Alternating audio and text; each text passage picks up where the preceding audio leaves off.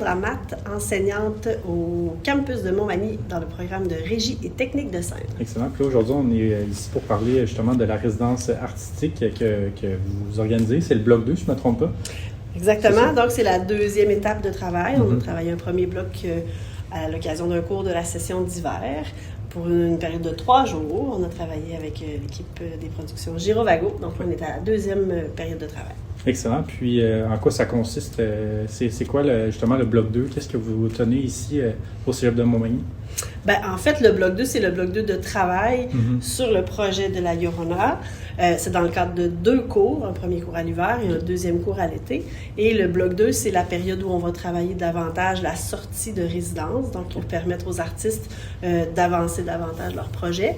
Je vais laisser peut-être Carmen parler davantage de son projet artistique, mais pour les étudiants, c'est l'occasion où ils peuvent vraiment mettre en application tout ce qu'ils ont vu concernant la régie, mais aussi toute la technique de scène derrière les spectacles.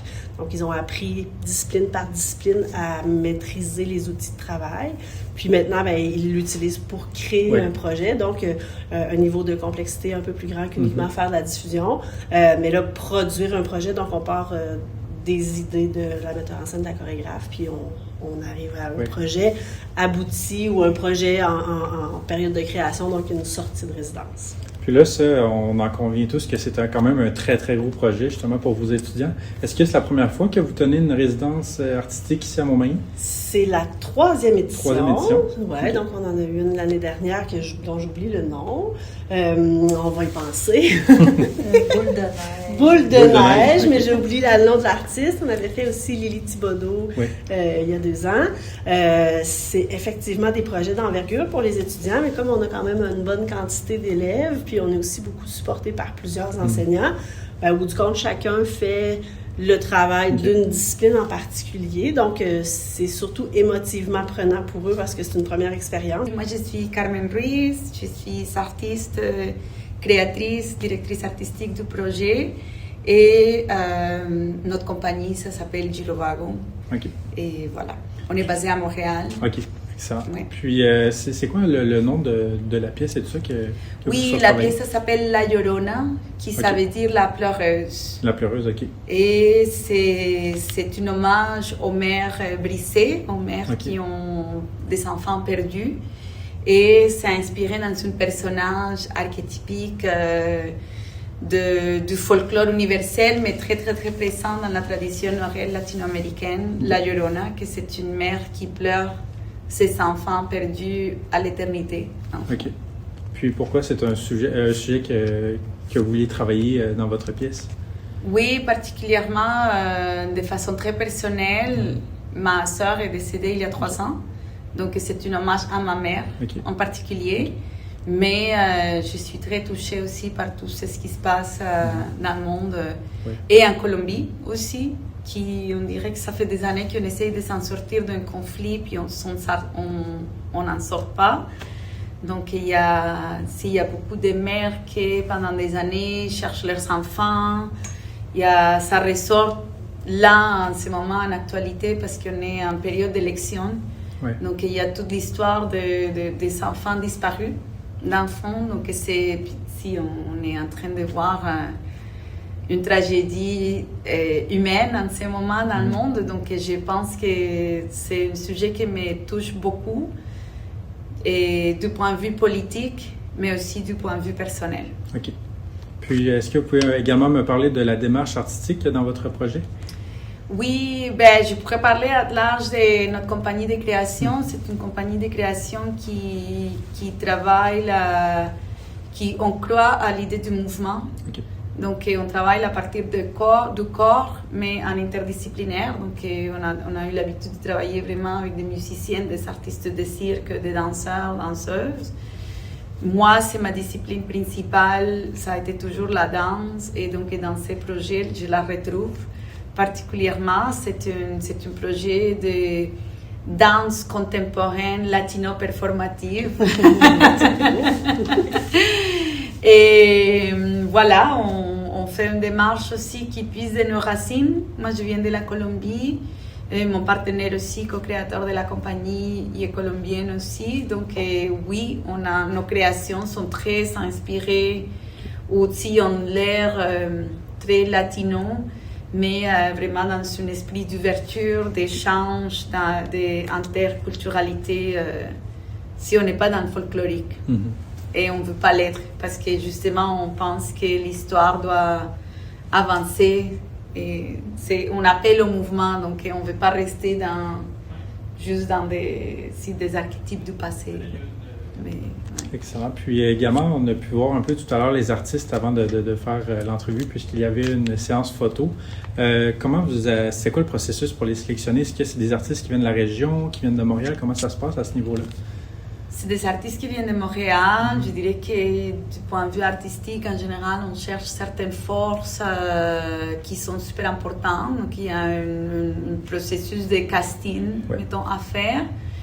Mais aussi, ça vient les gens avec qui te touchent, avec qui tu as envie de travailler. Hein, c'est un métier qui est compliqué en partant, donc c'est important qu'on a du plaisir, qu'on se sente inspiré. Puis je suis vraiment, vraiment reconnaissante de l'équipe que j'ai avec moi en ce moment.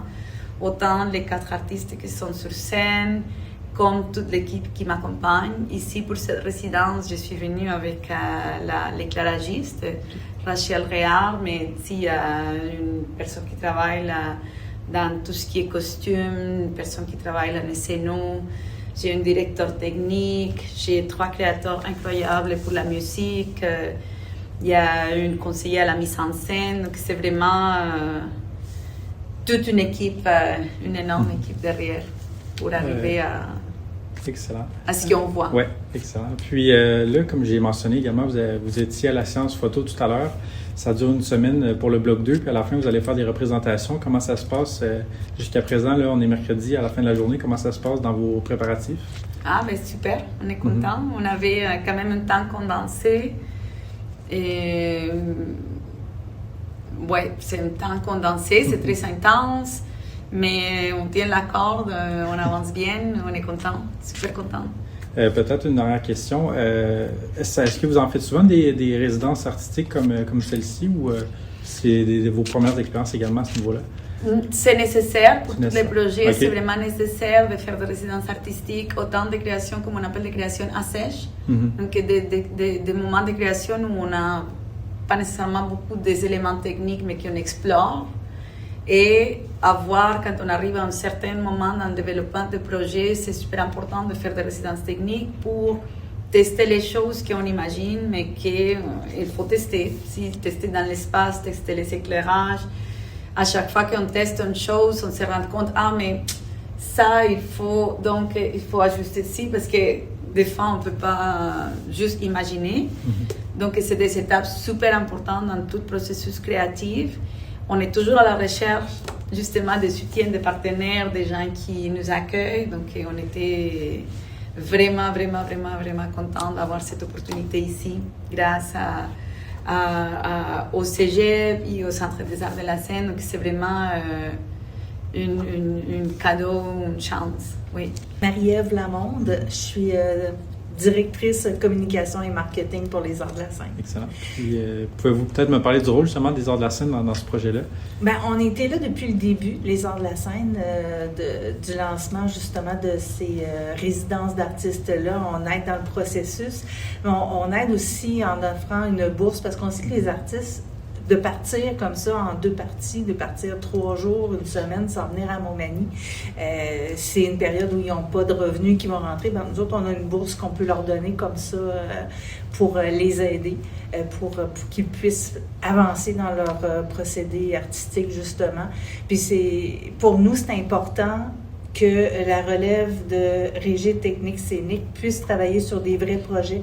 Ben, c'est important de voir si tu aimes ça aussi dans la vie. C'est important de les voir, nous, réagir aussi. Comment ils travaillent avec les gens, parce que c'est ça, c'est très, très clos comme milieu, dans le fond. Là, c'est les mêmes qui suivent tout le temps. Ben, c'est un processus supplémentaire de pouvoir travailler avec des gens de l'extérieur, je pense. Puis ça nous fait plaisir de pouvoir donner un coup de pouce à ce niveau-là. Parlant de coup de pouce, si je ne me trompe pas également, vous offrez un logement de 6 places, c'est ça? Exactement. On a un logement qui est aux Arts de la Scène qu'on offre aux artistes quand ils viennent ou quelque chose comme ça. Puis eux, ben ils peuvent l'utiliser là, pendant la période, les 2 périodes de résidence qui sont venues. Oui. Ça faisait le tour de mes questions. De ma question, est-ce qu'il y a quelque chose que vous voudriez ajouter ou... Non, c'est bon. J'aurais une question ou un commentaire ou un élément sur lequel on peut échanger. Cette opportunité-là, je pense, pour les artistes est très intéressante, mais pour la région aussi, je trouve que c'est très intéressant d'amener les artistes en région pour travailler leurs projets. Des fois, ça dépose. Hier et avant-hier, les filles allaient au quai regarder le coucher du soleil puis regarder la chute. Il y a quelque chose d'inspirant, je pense aussi, de sortir de ton milieu et de venir te déposer quelque part.